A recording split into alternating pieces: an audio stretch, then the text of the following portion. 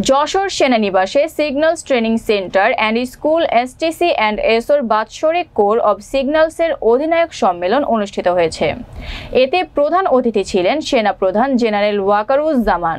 যশোর প্রতিনিধি শামীম রেজার প্রতিবেদনে দেখুন বিস্তারিত। বুধবার 10টায় যশোর সেনানিবাসের হোম অব সিগন্যালে পৌঁছালে তাকে অভ্যর্থনা জানান 55 পদাতিত ডিভিশনের GOC major general JM Imdadul Islam. প্রধান অতিথির বক্তব্যে সেনাপ্রধান জেনারেল ওয়াকারুজ্জামান কোর অফ সিগন্যালসের গৌরবোজ্জ্বল ঐতিহ্য এবং দেশমাতৃকার সেবায় অবদানের কথা উল্লেখ করেন।